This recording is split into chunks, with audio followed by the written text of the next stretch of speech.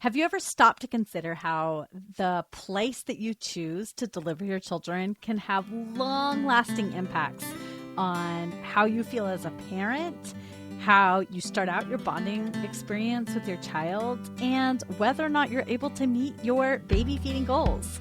Welcome to the Milk Making Minutes. I'm your host, Lo Nigrosh, an international board-certified lactation consultant, a childbirth educator, and a doula. And I am here to demystify human milk feeding for human parents. So let's talk today about the ways in which a birth setting can impact your baby feeding experience. If you had told me when I was thinking about becoming pregnant that the place that you gave birth would impact how your feeding experience went, I would have been blown away. But now that I've been in this world for the last 10 years, I can tell you most definitely it absolutely does. So many of us spend so much time choosing the provider we think will deliver our baby. But it turns out there is not a single provider on the planet who is 100% guaranteed to be at your birth. Because birth is unpredictable, and because providers have personal lives too. They get sick. Their kids get sick. They have days off in the week. They have events they need to go to. They have vacations. They have hours that they work and hours that they don't work. So many people are shocked that they did all their research. They looked at the C-section rates of their provider. They have talked to their provider extensively about how they handle X situation or Y situation, or when they will require an induction, or how they feel about breastfeeding. But in the end, that provider has a high likelihood of not being by your side when you deliver your baby. One of their partners will be there, or the on-call provider will be there. This means that the policies and culture of the place of delivery have huge impacts on how your birth goes, and then huge impacts on how feeding goes, because the way the birth happens can impact your postpartum and feeding experiences positively or negatively. So, what are some of the things that you should be considering when you're wondering about birth setting? There are three major settings when it comes to planning for your birth. The most widely used place of birth in the United States is a hospital birth. And then we have freestanding birth centers, and this varies widely on how available these are from state to state. And then we have home birth midwives. Now, there are various credentials of the providers that might help you. So you might have an OBGYN.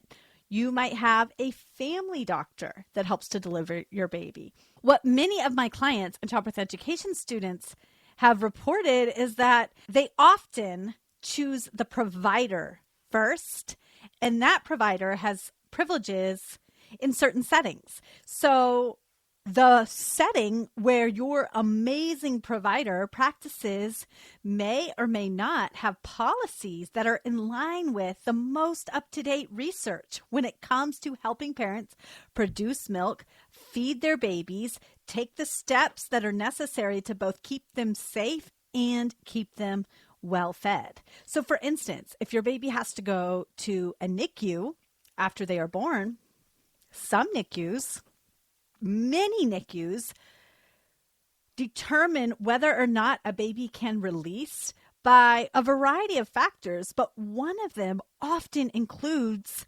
ingesting large amounts of milk very early on. And many of these volumes of milk that are required are not in alignment with what current research shows us about volumes of milk that babies take. Your birth settings policy might require induction by a certain date instead of looking at you as an individual to determine, is this individual and this individual's baby safe right now? And if they are safe, based on measurements we can take, fetal heart rate, blood pressure of the parent, activity of the infant, the amount of fluid that's present in the womb. So there are lots of factors to consider about whether or not a person is healthy and can continue the pregnancy, or whether or not they need to be induced.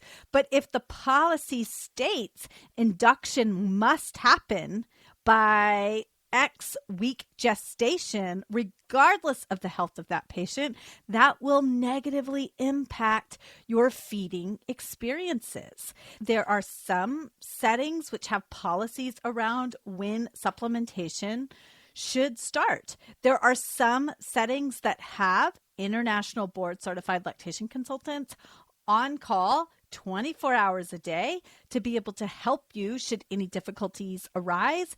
And there are other hospitals which don't even have IBCLCs, or they are only available Monday through Friday. But what happens if you give birth Friday night and then you leave Sunday afternoon and you've got no lactation help because there's nobody on call? We have to think about where we choose to give birth, not just in terms of how the birth will go, but rather what happens in the birth and the policies that exist in the birth and the first couple of days after, while those providers are still caring for you, will impact the rest of your baby feeding journey. So if this is getting you thinking about needing to gather up more information so that you can make an informed decision about where you want to give birth, whether you need to switch providers so that you're birthing in a more breastfeeding friendly hospital, or a hospital that will provide pumping expertise if needed, or a place that will take into consideration your individual needs over policy.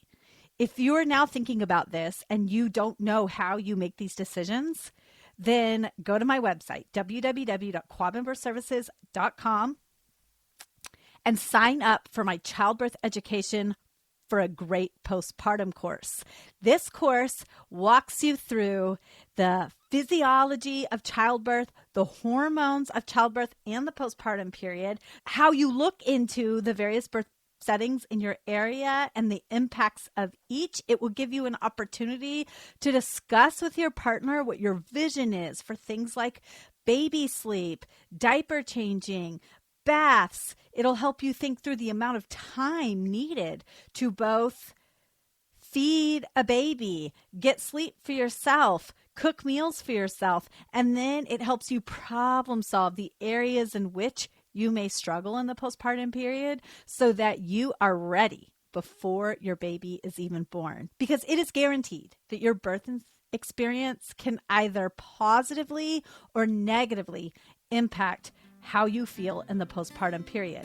And it doesn't mean that you have to birth the way that you hoped in order to have a positive experience. It means that when a person feels well informed and supported to take each next decision as it comes and feel good about discussing those decisions with their provider and coming to a decision that is right for them in that moment, that is what has an impact on the postpartum period. How empowered you feel to make decisions that feel right for you. So sign up for my course. We'll get started in February, and you're going to go into your birth experience feeling amazing. I'll see you soon.